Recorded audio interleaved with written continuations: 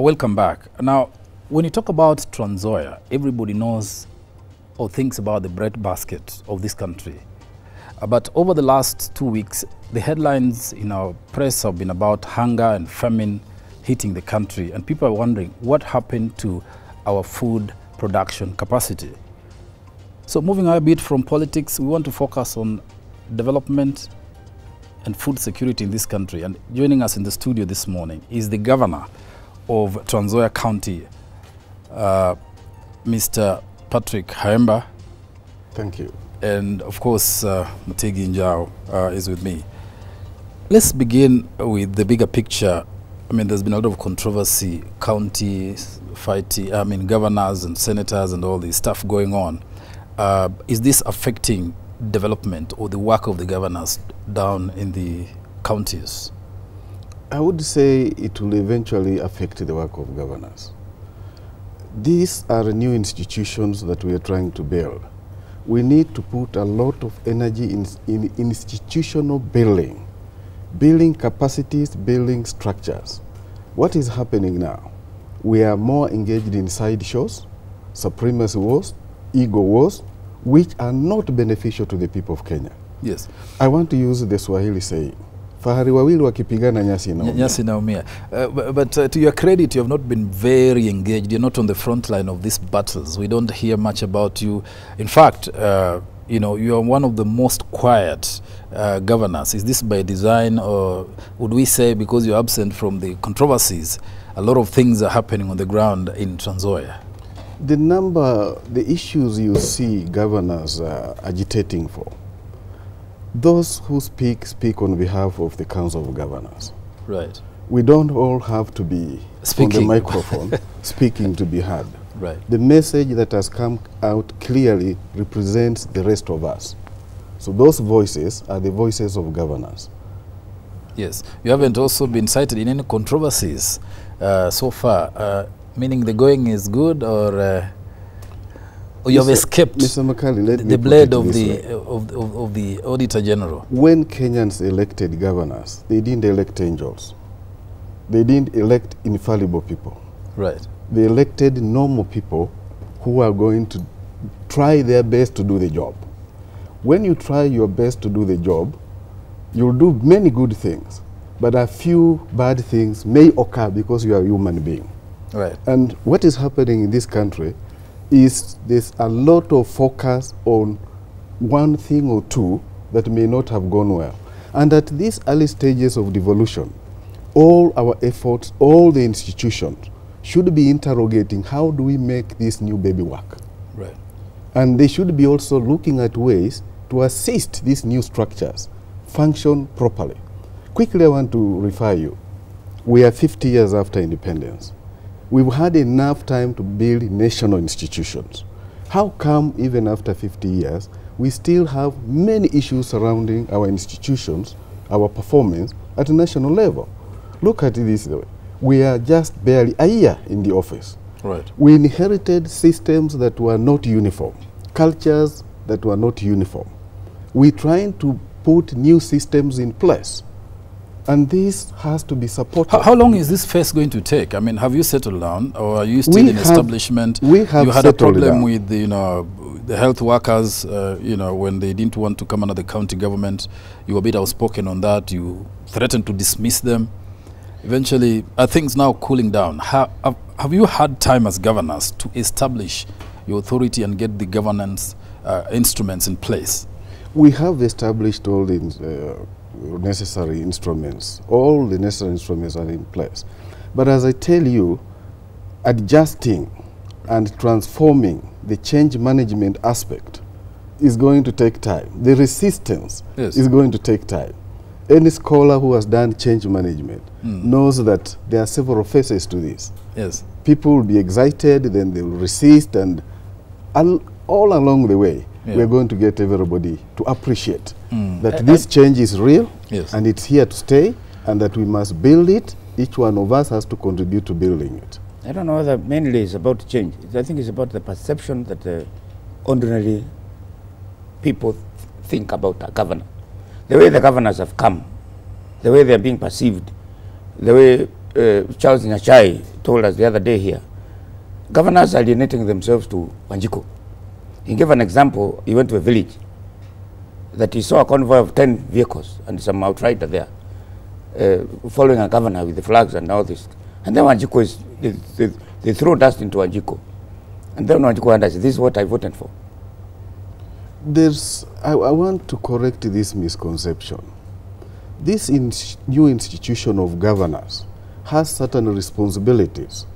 For example, if I'm moving out to a village, the MCAs might wish to accompany me.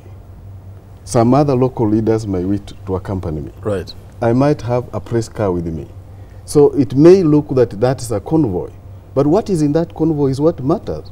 It's not that the governor has taken all the cars all over the country to follow him all over the place. The big man syndrome. I mean, we have seen chase cars, security. Chase cars. I know, Governor, it's not you, but we just want to tie this up as an intro to there's a governor who has an official governor's seat. It is taken to events by a pickup everywhere he goes, like the presidential seat. I mean, these pompous things are happening that are alienating the people who think, hey, we introduce a big man in our governance structures. They focus on governors doing those functions, and we want to look at the practice in other countries. What is the practice in other countries? Governors in other countries, I was in Nigeria at one time, and I visited the governor of Lagos. Governors in those countries are at a much higher status than ourselves. I have had an occasion previously, in my previous functions, to visit one of the governors in the US. And the status is very different from what ours is. It's much higher than ours here. The issue of focusing on this, let's focus on building the institution that would outlive that governor you are thinking is pompous. Right. Because if we have a strong institution, we have strong structures, regulations, then they should be able to put the boundaries on our personal conduct or behavior. But all this hullabaloo about one governor who was seen with a convoy, and you want to tarnish the whole image of governors, is misleading and taking us to side shows instead of focusing on the critical issues. Without being specific, generally, and are there things that you have seen that have happened so far, up to now, within county governments, within your colleagues, that you have even felt that is a bit embarrassing? Mr. Makali, there must be something. I focus on my job. I don't focus on what the next person is. Yeah. But there are things in the public domain, Governor. People are complaining. My focus is on Nzoia. Yes. On what I can do in Nzoia. Yes, yes. Some of the things I read them in the papers.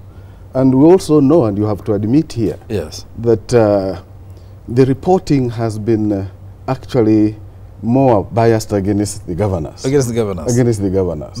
There's more reporting on the bad side, as I said, because we are not infallible. Yes, we are not angels. That's right. So if I slept, why should you focus on why I slept instead of maybe giving me your constructive view on how I should not sleep the next time? But do you accept that governors need to be accountable? We have accountable. We are supposed to be accountable, and we are accountable. To the Senate or to the County Assembly? The County Assembly. We are accountable to the County Assembly, and the new constitution has set various stages of accountability. The first stage of accountability is to the County Assembly. But we have also a government, and within our government, we have given functions to people. We have given accounting to certain people, accounting officers. These are the people who, as I'm sitting here, they are the ones who are watching over the functions and executing the functions. Right, right. Now, those are the people who are supposed to go and account. The person in charge of accounts, the person in charge of agriculture, if there's anything wrong, they go to account to the County Assembly. That is the first step of accountability, and that is our basic function. But you see, they're responsible to you because they are your appointees. There is a certain trend. The buck stops with the governor, right? I want to ask you. I was a permanent secretary in the national government. Yes. I was an accounting officer. Yes. I did my responsibility without saying the president should go to be accountable. So you think that I went to the PSC, I went to the PIC. Yes, yes. I was held accountable. In fact, the Treasury rules said that I would be personally held accountable on certain activities. Yes. Ultimately, if the county government doesn't function, it is the governor who takes responsibility. Not Just the following the charge of agriculture. Just as it is at the national level. If the national government does not function, it is the president. Because those are your appointees. If they don't perform, it's you to replace them by other mechanisms. We need to understand various levels of accountability. Even that sweeper in your office is accountable to somebody. Yes. The clerk is accountable to somebody. There are various levels of accountability. Yes. The overall accountability will obviously come to the governor. Yeah. But if I have, for example, a sweeper who has picked the papers from an office that he was not supposed to carry out, or he has dumped them out, Right.